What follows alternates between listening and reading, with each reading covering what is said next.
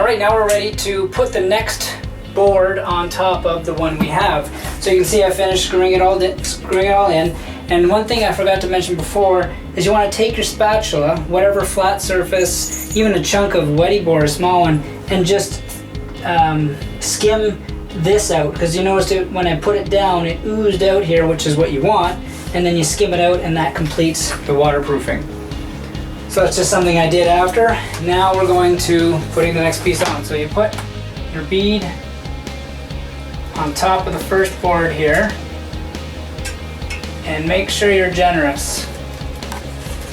What I've done as well is I've cut and prepped another tube of caulking in case I run out, because this stuff doesn't take too long to dry. So then I do another bead up top.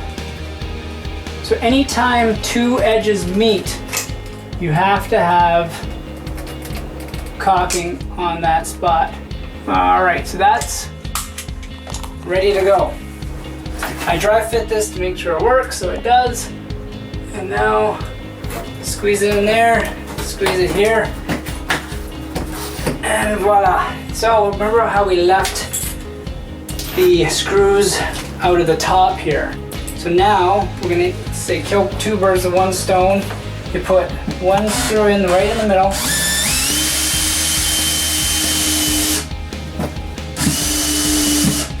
And the best part is it not only helps you to use less stuff, is that it actually puts the two even with each other, because it's pulling it in at the same pace.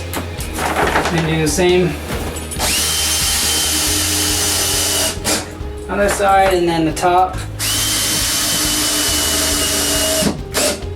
So yeah, put a few more here, top, and you are set. So the only difference of when you do the other walls, I always like to do the back wall first, it just makes things flow better, is when you do this wall.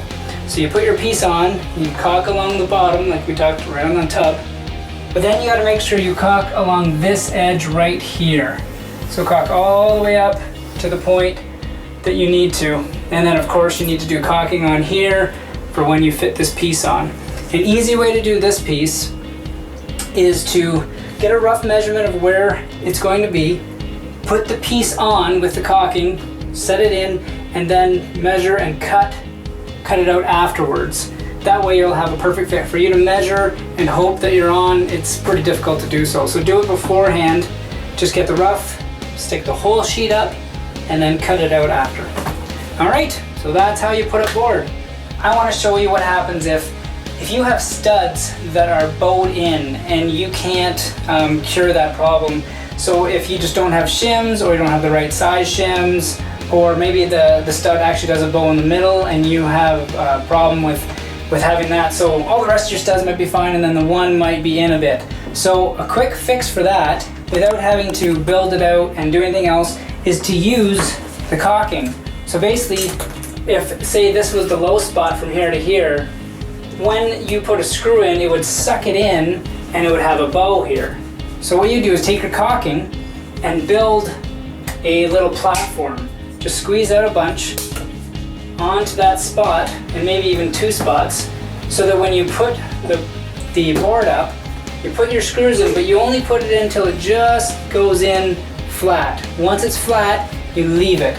Because what's going to happen is those little pillars of caulking, they're going to form like pillars that hold that board up. So the next day when you come back, you'll be able to put the screws all the way in and the board will stay flat. So it's just a nice little trick if you have nothing else that you can do.